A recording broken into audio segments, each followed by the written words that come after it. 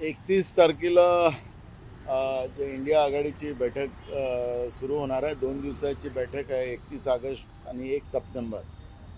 त्या सगळ्या कार्यक्रमाची तयारी आणि त्याच्याबद्दलची एक सविस्तर चर्चा झाली आणि राज्यातल्या सध्या चाललेल्या राजकीय घडामोडी त्याच्यावरही एक सविस्तर चर्चा झाली आणि एक योग्य रणनीती बनवून महाराष्ट्राच्या जनतेसमोर आम्ही जाणार आहोत. राज्यातलं आणि केंद्रातल्या सरकारच्या तानाशा प्रवृत्तीमुळे लोकशाही संपुष्टात येते आहे असं चित्र आहे आणि त्याहीवर चर्चा आमची झालेली आहे सगळ्या या राजकीय घडामोडीवर. तुम्ही म्हणता की राजकीय घडामोडींवर चर्चा झाली सध्याच्या परिस्थितीत, नेमक्या कोणत्या राजकीय घडामोडी जी आता पवार साहेबांबद्दलही जो गैरसमज टाकण्यात येतो आहे त्याबाबतची चर्चा झाली आणि त्याच्यातही एक स्पष्टता यावी.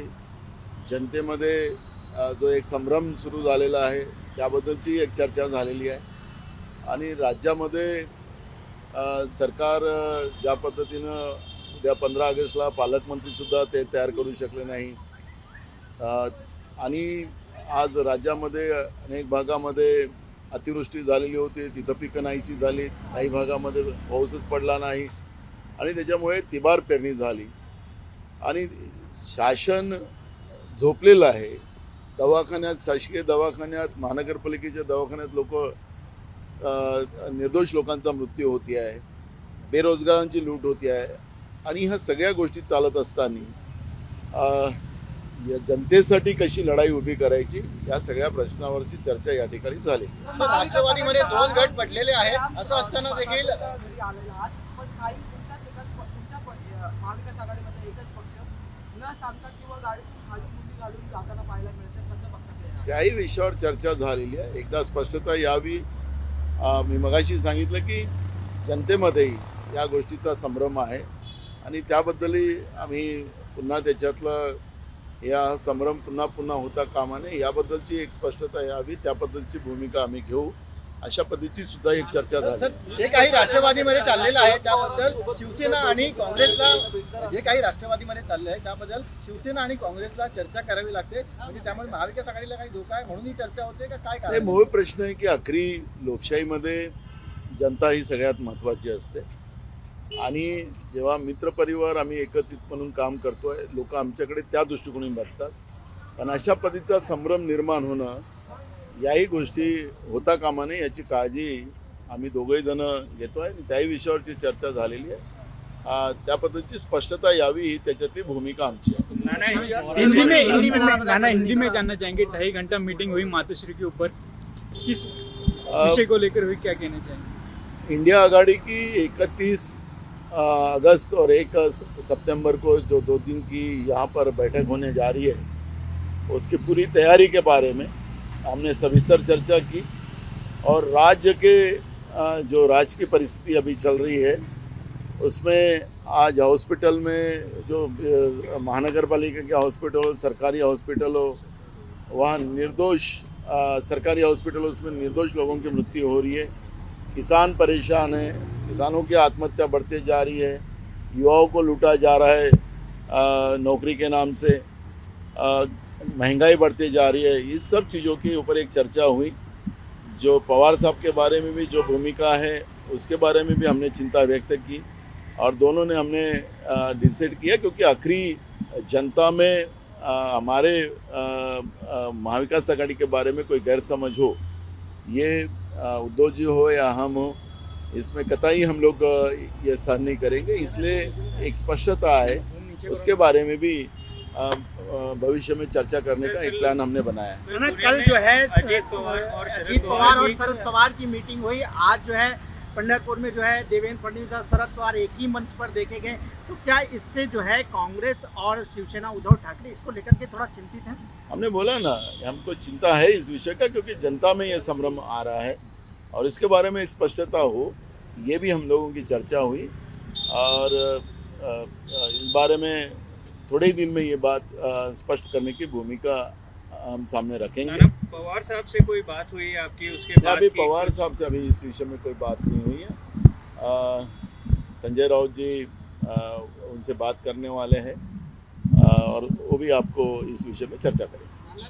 ठाण्याच्या सरकारी रुग्णालयामध्ये 18 रुग्णांचे दुर्दैवी मृत्यू झाले आहेत आणि यामध्ये देखील आता डॉक्टरांची कमतरता रुग्णालयामध्ये देखो मूळ प्रश्न याच्यामध्ये असा आहे की ह्या अधिवेशनामध्ये सुद्धा काँग्रेसच्या वतीनं आम्ही सरकारच्या समोर हे मुद्दे मांडलेले होते. सगळे शासकीय हॉस्पिटल मग महानगरपालिकेचे असतील नगरपालिकेचे असतील शासनाचे असतील हे स्वतःच आजारी झालेले आहेत. तिथं डॉक्टर नाही, टेक्निशियन नाही, औषध नाही आणि त्या ठिकाणी निर्दोष लोकांचा जीव जातो आहे. ही भूमिका मी स्वतः विधानसभेत मांडलेली होती. पण सरकारने आपली पाठ आपणच ठोपटून घेतली. 4 दिवसाच्या पहिले त्या ठिकाणी पहिलेच मोठ्या प्रमाणात लोकांचा मृत्यू झाला. आता एकदम 18 लोकांचा मृत्यू एका रात्री झाला आणि नुसतं ठाण्यातच नाही तर मुख्यमंत्र्याचं शहर असताना सुद्धा ही परिस्थिती असेल तर संपूर्ण राज्यामध्ये सुद्धा हीच परिस्थिती आहे. आणि त्याच्यामुळे ही जी काही निर्दोष लोकांचा जीव एक प्रकारचा घेतला जातो आहे ते हे सरकारच जनतेचे हत्यारे आहेत का हा प्रश्न या ठिकाणी निर्माण झालेला आहे. त्यामुळे याचं उत्तर सरकारला द्यावं लागणार आहे. पण सरकार लपलेलं आहे. सरकार कुठं आहे कोणालाच माहिती नाही. त्याच्यामुळे या सगळ्या परिस्थितीवर आम्ही जॉब विचारू आणि या सगळ्या घटनेमध्ये शासनच राज्याचं दोषी आहे असा याच्यामध्ये उत्तर सगळ्या जनतेतून या प्रश्न लोकांच्या समोर येतात. हिंदी में जाना चाहूंगा. भेटीवर आता महाविकास आघाडीचे कुठले नेते शरद पवार यांना भेटणार आहेत का या संदर्भात? सांगितलं मगाशी वारंवार तेच काय संजय राउत साहेब. हिंदी में जाना चाहूँगा कि मुख्यमंत्री के मतदार संघ में 10 घंटों में 17 लोगों की मौत होती है. 15 तारीख से मुफ्त इलाज की घोषणा सरकार ने की है. इस अधिवेशन में इस तरीके के सरकारी हॉस्पिटल में अगर फैसिलिटीज ना हो तो कैसे देखते हैं आप इसे? देखो ये सरकार जो है ये सरकार भय और भ्रष्टाचार से बनी हुई महाराष्ट्र की सरकार है और ये सरकार ने घोषणाओं के सिवा दूसरा कुछ नहीं दिया. सिर्फ घोषणा करना, लोगों को जैसे समय उसको जितना डाइवर्ट इशू कर सकते उतना करने की कोशिश वो करती है और जनता के पैसे कैसे लूटने का उसका प्लानिंग ये सरकार कर रही है. मुख्यमंत्री के खुद ठाणा में कल एक रात में 18 लोगों की मौतें हुई, निर्दोष लोगों की वहाँ पे मृत्यु हुई और सिर्फ ठाणा में नहीं तो पूरे राज्य में यही स्थिति है. हमने अभी जो हमारा अधिवेशन हुआ विधानसभा का उसमें भी मैंने खुद ये प्रश्न रखा था और सरकार को हमने कहा था कि तुम्हारे पास डॉक्टर नहीं है, टेक्नीशियन नहीं है, नर्सेस नहीं है, दवा नहीं है. लेकिन सरकार बोले कि सब आलबेल है. हमने मुफ्त सेवा शुरू कर दी है और मुफ्त सेवा करने का आज हम लोग देख रहे हैं कि निर्दोष लोग खुद सरकार इस निर्दोष लोगों के हत्यारा बन रही है. ऐसा पिक्चर आज हम लोग देख रहे हैं और सरकार को इसका जवाब देना पड़ेगा. जनता की ये सब भूमिकाओं को, जनता के प्रश्न को लेके लड़ने का काम हम लोग करेंगे और सरकार को इसका जवाब देना पड़ेगा. मैं खुद कल मैं हॉस्पिटल विजिट करने वाला हूँ. मैं खुद कल ठाणे में जाने वाला हूँ. नाना यहाँ एक सवाल कडून जो चांगल्या तपासांना जो पुरस्कार दिला जातो त्यामध्ये महाराष्ट्राला काही पदक मिळालं नाहीये. मुंबई पोलिसांची तुलना याआधी स्कॉटलंड यार्डची झाली. मात्र असं असताना महाराष्ट्र हे पदक नाही अनेक छोट्या राज्यांना पदक मिळाले. महाराष्ट्र मुंबईचं कुठे नाव नाही. आपण पाहिलं की महाराष्ट्रामध्ये हे जे भाजप प्रणित ईडीचं भय आणि भ्रष्टाचाराने जे सरकार आलं या सरकारचं कामच जे आहे रोज बदल्या करणं, IAS असेल, IPS असेल या सगळ्या अधिकाऱ्यांना अस्थिरता ठेवणं आणि अनेक गुन्ह्यामध्ये त्यांचेच काही लोक अडलेली होती. त्याच्यामुळे अनेक गुन्ह्यामध्ये त्याच लेवलवर सेटल करण्याचाही प्रयत्न झालेला आहे. सातत्यानं अधिकाऱ्यांच्या बदल्या